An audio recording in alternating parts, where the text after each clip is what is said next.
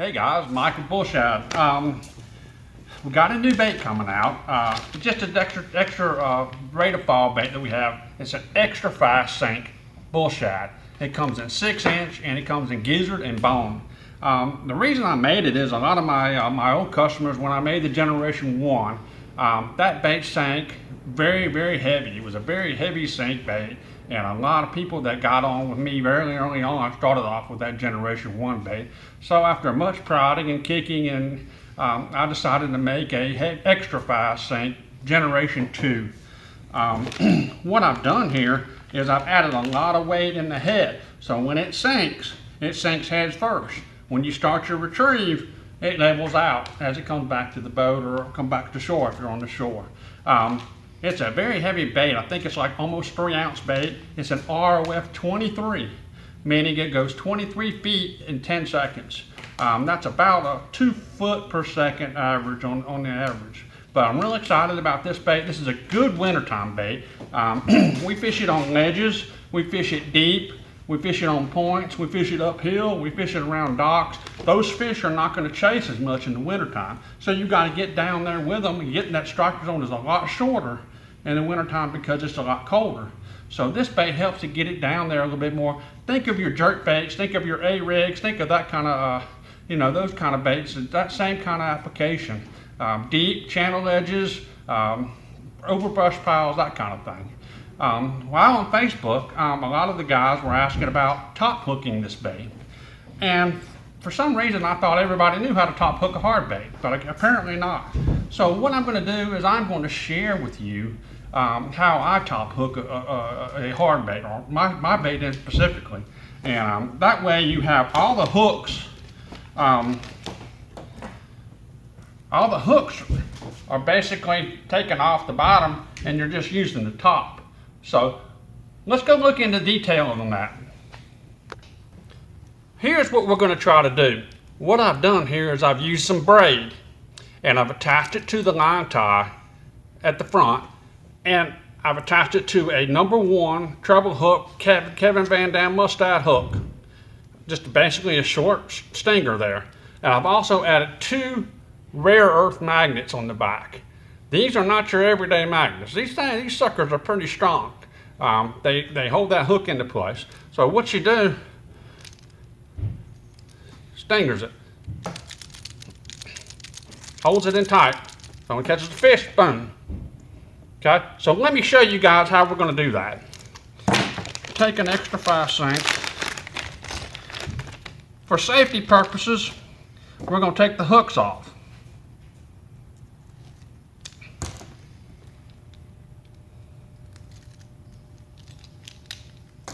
Okay, so what I've found over the years is to tie the braid, which we're using 80-pound Power Pro. What I found over the years is to tie the hook first.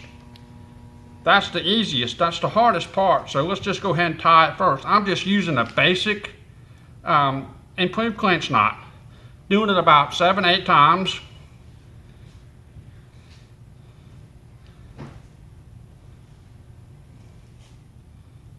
Okay.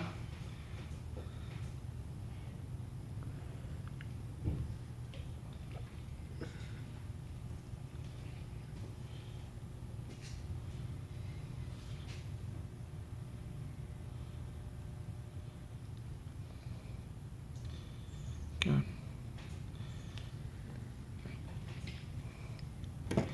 Take your pliers, hold the hook, pull it tight. Okay, cut your tag line. You're good to go. Now what I'll do is we're going to tie to the line tie. What I do is I take the line tie and I just do it vertical so that it's straight. Okay. Now I'm going to tie the hook, the hook to the head. Now here's the catch. Getting the distance right is a trick, but I'm going to show you a trick around that in a minute. But what I do is I make the line, the eye of the hook, I try to tie it with the line tight when the eye of the hook is right over the eye of the bait. Okay, so I'm going to tie another improved clinch knot.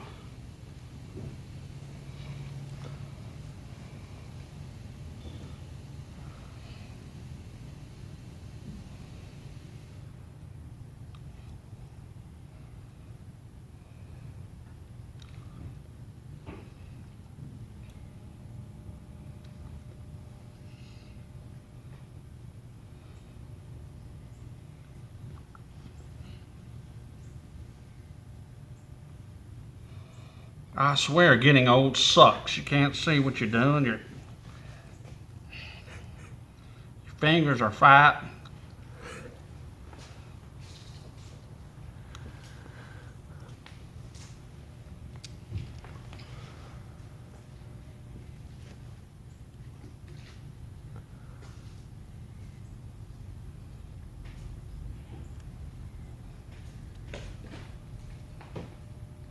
All right, I'm going to cinch it down.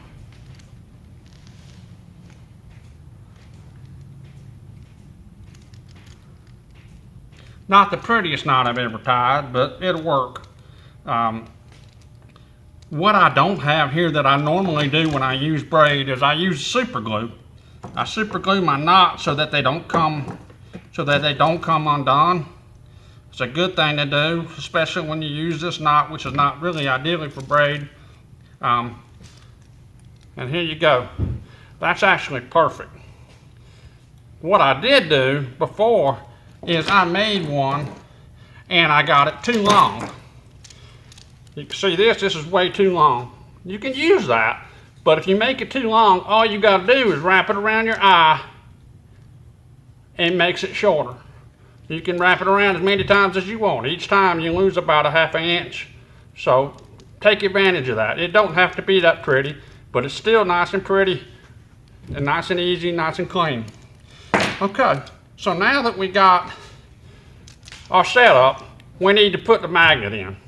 Now, a lot of people I've seen use one magnet. The magnet that I'm using, I'm going to use two. These magnets are called rare earth magnets. I've got these about 7 or 8 years ago at Radio Shack. I'm not sure if they're selling them or not, but I did look on eBay and there's plenty of them. These are measured at 1/4 inch on my micrometer. So what I'm using is I'm using a 1/4 inch drill bit to drill the hole to countersink these things. So what I'm going to do is I'm going to take a marker and I'm going to mark it right there, right below the eyelet. Okay, so I'm marking right here. I'm going to take my hole punch and try to mark this thing right in the center of the head. It's important to get it in the center of the bait so that it doesn't cuter off to one side. Mark your hole. Take your 1/4 inch drill bit. You don't want to drill your hole too deep.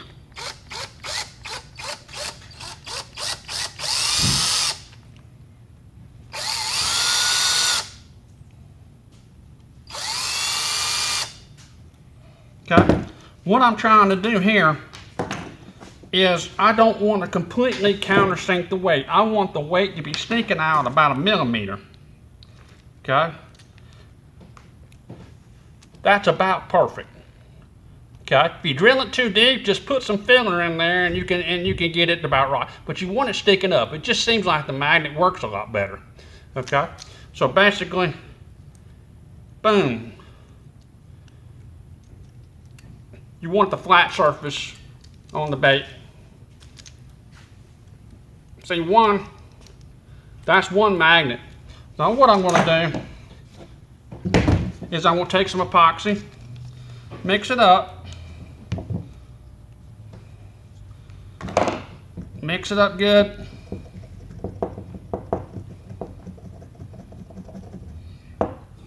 Now here's a little trick. If you sink your magnet too deep, you can't get it out with anything else. It won't come out. You can't take a scissors or anything, it won't come out. Take your magnets and it comes out. Just like that. So now, get your epoxy. Just put a little bit in the hole. thing sticks to everything. And bam, you're done. That is perfect. That's exactly how you want it.